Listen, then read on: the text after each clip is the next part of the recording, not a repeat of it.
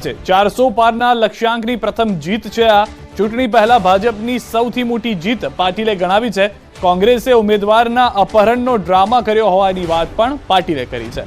બીજી તરફ બિનહરીફ થયા બાદ બોલ્યા છે મુકેશ દલાલ, ગુજરાત અને દેશમાં પ્રથમ ખીલ્યું કમળ। પહેલું કમળ પીએમ મોદીના ચરણોમાં અર્પણ, 400 પારના લક્ષ્યાંકનું પ્રથમ પગલું।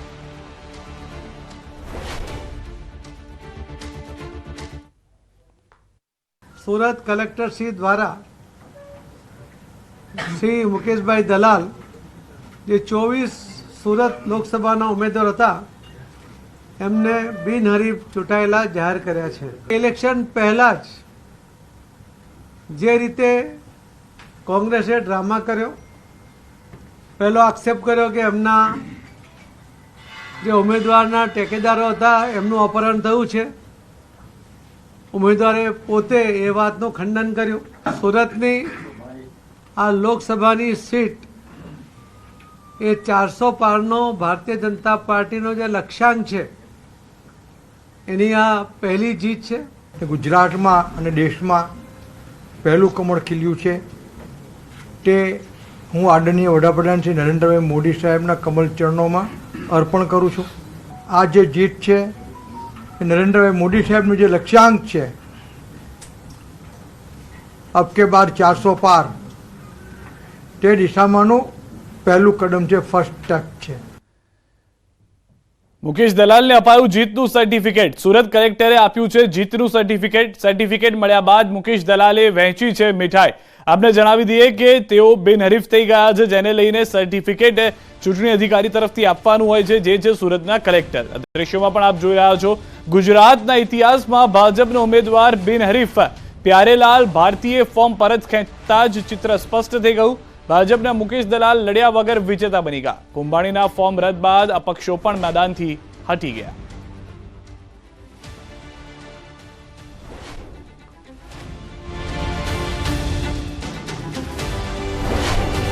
ની જોગવાઈઓના અનુસરણમાં હું જાહેર કરું છું કે ઉપરયુક્ત મતદાર વિભાગમાંથી તે ગૃહની બેઠકને ભરવા માટે ભારતીય જનતા પાર્ટી દ્વારા સમર્થન અપાયેલ શ્રી મુકેશ કુમાર ચંદ્રકાંત દલાલ 84 મહેરનગર સોસાયટી આલિશાન એન્કલેવની પાછળ અડાજન સુરત યોગ્ય રીતે ચૂંટાઈ આવ્યા છે। સીએમ ભૂપેન્દ્ર પટેલે મુકેશ દલાલને આપ્યા છે અભિનંદન। સીએમ ભૂપેન્દ્ર પટેલે એક્સ પર કરી છે પોસ્ટ। ભાજપના ઐતિહાસિક વિજયની શરૂઆત થઈ હોવાનું સીએમ તરફથી ટ્વીટ કરવામાં આવ્યું છે।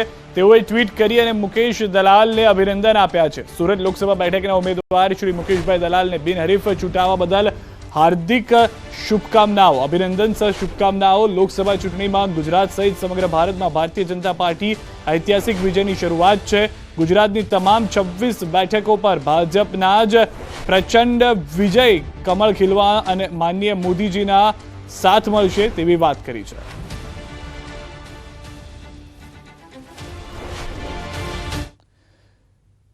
પ્રધાનમંત્રી નરેન્દ્રભાઈ મોદી સાહેબને સુરતે પહેલું કમળ અર્પણ કર્યું। સુરત લોકસભા બેઠકના ઉમેદવાર મુકેશભાઈ દલાલને બિનહરીફ ચૂંટાવા બદલ ખૂબ ખૂબ અભિનંદન અને શુભેચ્છાઓ પાઠવ્યા હોવાની વાત આમાં કરવામાં આવી છે। આ તરફ વધુ એક જાણકારી એ પણ છે કે જે ઉમેદવાર હતા કે જેઓ ચૂંટાઈને આવ્યા છે તેઓએ કહ્યું કે આ કમળ હું પ્રધાનમંત્રી નરેન્દ્ર મોદીના ચરણમાં અર્પણ કરું છું।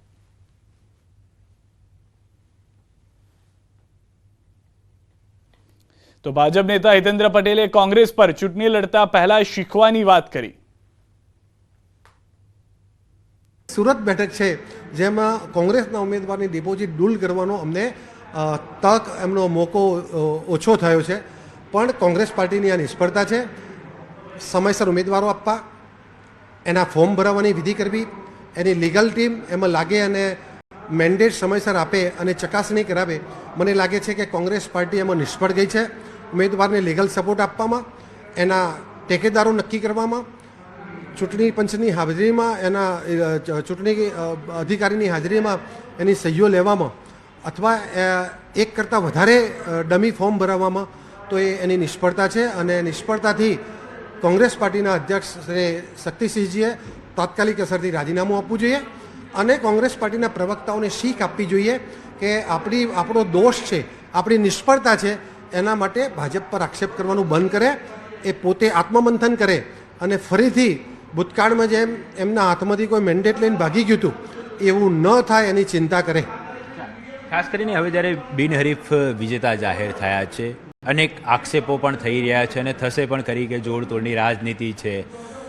જે પણ ઉમેદવારો હતા તેઓને ડરાવી ધમકાવીને ફોર્મ પરત ખેંચવામાં આવ્યા છે. આ તમામ પ્રકારના આક્ષેપો થઈ રહ્યા છે અને આવનારા સમયમાં પણ થશે. આપ શું કહી રહ્યા છો? જો આક્ષેપ પ્રતિ આક્ષેપ રાજનીતિમાં એ સામાન્ય બાબત છે.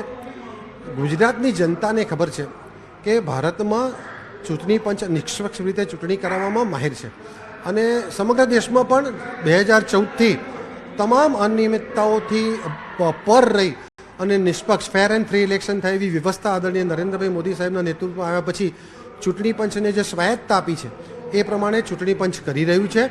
અને ગુજરાતનો સવાલ છે ત્યાં સુધી સમગ્ર ગુજરાતમાં અનેક અપક્ષોએ ફોર્મ પાછા ખેંચ્યા.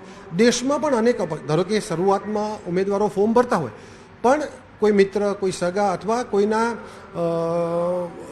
એના ભલામણથી ઘણા ઉમેદવારો પછી એ નીકળી જતા હોય છે. તો એ જ પરંપરામાં અહીંયા પણ કેટલાક અપક્ષોએ ફોર્મ પાછા ખેંચી લીધા છે.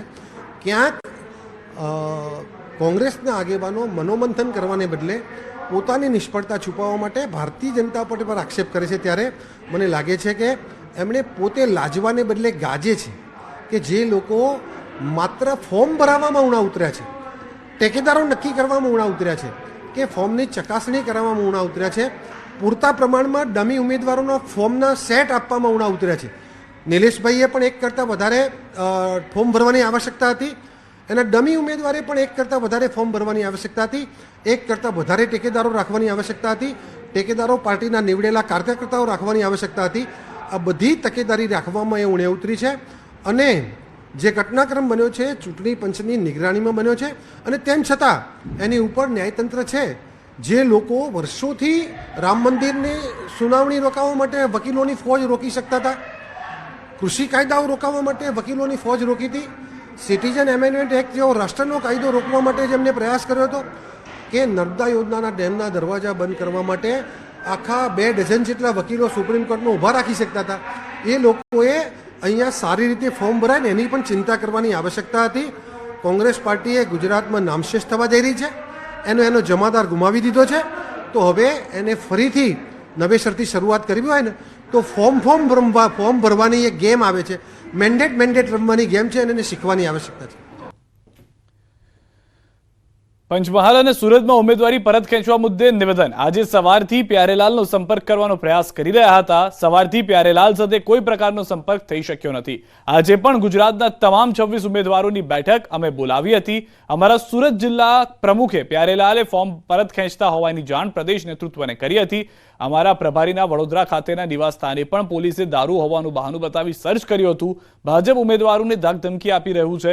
ભાજપની અહંકારી નીતિ સામે પ્રજા 7 તારીખે મતદાન કરશે તેવું નિવેદન આપ્યું. સુરતની અંદર પ્યારેલાલ ભારતીનો સવારથી પ્રદેશ કાર્યાલયથી સંપર્ક કરવામાં આવતો હતો, સંપર્ક થઈ નહોતો રહ્યો અને હમણાં જ મીડિયાના માધ્યમથી ખબર પડી કે અમને ફોર્મ પરત ખેંચ્યું છે અને પછી અમને ભારતીય જનતા પાર્ટી જોઈન કરી છે. પરંતુ જે રીતે વર્તમાનની ભારતીય જનતા પાર્ટીના જે ઉમેદવારોને ત્યાં બિનહરીફ જીતાડવા માટે જે રીતે એમને પ્રેશર બનાવ્યું એને આપણે સૌ જોઈએ છે, બધા જ જાણે છે કે આ શું ચાલી રહ્યું છે. તો આ લોકશાહીની હત્યા છે અને આને કોઈ પણ રીતે ચલાવી ના લેવાય. હું ગુજરાતની જનતાને અપીલ કરું છું કે આ વખતે 7 મે જનવિરોધી જે ભારતીય જનતા પાર્ટીની નીતિઓ છે એમના વિરોધમાં બહુજન સમાજ પાર્ટીના ઉમેદવારોને વિજય બનાવશે. બીએસપી નેતાના ભાજપ પર ધાક ધમકી આપવાના આરોપ છે, ત્યારે ભાજપ નેતા દીપક જોશીએ પણ પલટવાર કર્યો. હું આપને પણ એક સામે કાઉન્ટર સવાલ કરું છું કે ધાક ધમકી કોઈ એક માણસ ધાક ધમકીમાં આવે, તમામ આવી શકે. તમે મને એક વાત બહુ સ્પષ્ટ છે કે જ્યારે ટેકેદારોની વાતચીત આવે, કોંગ્રેસના ઉમેદવારના જે ટેકેદારો છે એ એમના પોતાના સગા હતા, તમે સમજી શકો છો. એટલે કહેવાનો મતલબ પોતાના સગા જ્યારે પોતાના વશમાં ન હોય ત્યારે બીજાના ઉપર આક્ષેપ મૂકે એ તો બહુ ખોટી વાત છે. તમે પોતે જોઈ શકો છો. અને આનો જવાબ મેં ગઈકાલની ડિબેટમાં પણ આપ્યો હતો કે તદ્દન પાયાવિહોણા આક્ષેપો મૂકવામાં આવી રહ્યા છે કોંગ્રેસ દ્વારા, જ્યારે કોંગ્રેસ પાસે પ્રજા પાસે મૂકવા માટેના કોઈ કારણ નથી, કોઈ શબ્દો નથી. એટલા માટે પોતે આ આક્ષેપો ભારતીય જનતા પાર્ટી ઉપર મૂકી. કોંગ્રેસના ઉમેદવારોના ફોર્મમાં એક બાદ એક ભૂલ સામે આવવા મુદ્દે કોંગ્રેસના મુખ્ય પ્રવક્તા મનીષ દોશીએ ભાજપ પર ગંભીર આરોપ લગાવ્યા. સીધી રીતે ભાજપા જનતાનો મિજાજ પારખી જતા આવા એક પછી એક કારનામા કરી રહ્યા છે. એક તરફ કોંગ્રેસના તમામ ઉમેદવારોના મોટા ભાગના ઉમેદવારોમાં નાનામાં નાની વસ્તુની ખોટી વસ્તુ કાઢીને ફોર્મ રદ કરાવવા માટે, સમય લટકાવવા માટે તંત્રને જે કેવું પડે તે રીતે એમને પ્રયત્ન કરી જોયો. બીજી બાજુ ભાજપાના ઉમેદવારોને, એ ખેડાના ઉમેદવાર હોય કે રાજકોટના ઉમેદવાર, જેમના ફોર્મની અંદર 15, 20, 25 ભૂલો હોય, અનેક માહિતી ખોટી હોય, જુનાગઢના ઉમેદવારોમાં પણ માહિતી ખોટી હોય, રાજકોટના ઉમેદવારે 300 રૂપિયાના સ્ટેમ્પને બદલે 50 રૂપિયાના સ્ટેમ્પ ઉપર કર્યું, જે રિટર્નિંગ ઓફિસર પોતે ના પાડેલી, છતાં એમની બધી વાત માન્ય કરવામાં આવે છે. આ સંજોગોની અંદર કોંગ્રેસ પક્ષ ભારતીય ચૂંટણી પંચને એની બંધારણીય ફરજ યાદ કરાવવા માંગે છે. અને આપના માધ્યમથી પૂછવા માંગુ છું કે ભારતીય જનતા પાર્ટીના ઇશારે તંત્ર કામ કરી રહ્યું છે કે ચૂંટણી પંચની બંધારણીય ફરજ છે તે પ્રમાણે તે કામ કરે છે. અન્ય મહત્વના સમાચાર. એએમસીની સામાન્ય સભા પહેલા હોબાળો થયો છે. રોગચાળા મુદ્દે વિપક્ષે મચાવ્યો હોબાળો. કોંગ્રેસે પ્રતિકાત્મક રીતે રોગચાળા મુદ્દે કર્યો અનોખો વિરોધ. પ્રતિકાત્મક દર્દીઓને સ્ટ્રેચર પર લવાયા. બેનર સાથે વિપક્ષે નોંધાવ્યો વિરોધ. રોગચાળાને ડામવા તંત્ર નિષ્ફળ રહ્યું હોવાનો આરોપ છે. કોંગ્રેસ કાર્યકરોએ શાસક પક્ષ સામે કરી છે નારેબાજી. એએમસીમાં નેતા વિપક્ષ શહેજાદ પઠાણની આગેવાનીમાં વિરોધ પ્રદર્શન જોવા મળ્યું છે. વિરોધ રૂપે કેટલાક લોકોને સ્ટ્રેચરમાં લઈને આવવામાં આવ્યા હતા, વ્હીલચેર પર લઈ જવામાં આવ્યા હતા. એક પ્રતિકાત્મક રીતે વિરોધ કરવામાં આવ્યો છે.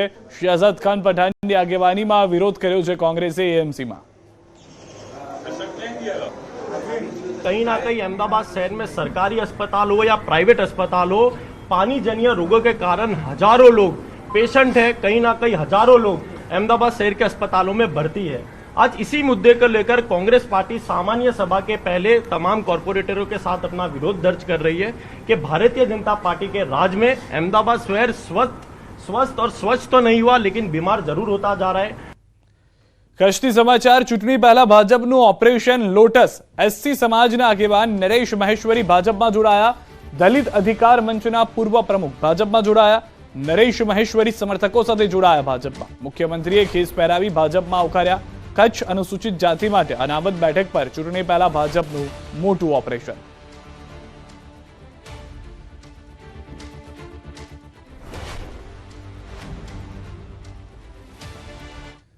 પોરબંદર લોકસભા બેઠકના ભાજપના ઉમેદવાર ડોક્ટર મનસુખ માંડવિયા ફરી અલગ અંદાજમાં જોવા મળ્યા. થોડા દિવસ પહેલા ક્રિકેટના મેદાનમાં ચોક્કા છગ્ગા લગાવ્યા બાદ માંડવિયા સાયકલિંગ કરતા દેખાયા. પોરબંદર લોકસભા અને વિધાનસભાના ઉમેદવાર બંને સાયકલ રેલીમાં ભાગ લીધો. વિશ્વ પૃથ્વી દિવસ નિમિત્તે યોજાયેલી સાયકલ રેલીમાં મનસુખ માંડવિયા અને અર્જુન મોઢવાડિયાએ સાયકલ ચલાવી. ચૂંટણીના પ્રચાર દરમિયાન બંને નેતાએ પોતાનો કિંમતી સમય કાઢી વિશ્વ પૃથ્વી દિવસની ઉજવણી અને તેના જાગૃતિના કાર્યક્રમને પ્રાથમિકતા આપી. આ પ્રસંગે મનસુખ માંડવિયાએ કહ્યું કે ચૂંટણી કરતાં આપણી પૃથ્વી વધુ મહત્વની છે, તેથી જ આજે તેઓ સાયકલ રેલીમાં જોડાયા છે. આ દરમિયાન માંડવિયાએ બાળકો સાથે ફોટા પડાવ્યા અને સોશિયલ મીડિયા પર પણ શેર કર્યા, જેમાં લખ્યું, my little army in action to save the planet.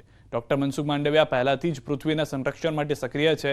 જ્યારે તેઓ સાંસદ તરીકે સંસદ ભવનમાં આવ્યા ત્યારે ક્લાઇમેટ ક્લબની શરૂઆત કરાઈ હતી, જેમાં શરત હતી કે આ ક્લબના સભ્ય બનનાર સાંસદ સાયકલ પર સંસદ ભવનમાં આવતા જતા રહેશે.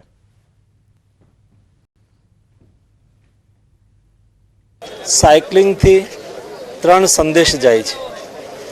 એક, સાયકલિંગ એ સ્વાસ્થ્ય માટે ઉત્તમ છે, બેસ્ટ એક્સરસાઇઝ થઈ શકે છે. બીજું, સાયકલિંગથી પોલ્યુશનનું સોલ્યુશન થાય છે. ત્રીજું, ફ્યુઅલ આપણે બચાવી શકીએ છીએ, તેથી દેશનું ઉડિયામણ પણ બચી શકે છે. એટલા માટે આજે વિશ્વ પૃથ્વી દિવસ નિમિત્તે મારો સંદેશ છે કે આપણે પૃથ્વી માતાને પોલ્યુશનથી બચાવીએ. અને હવે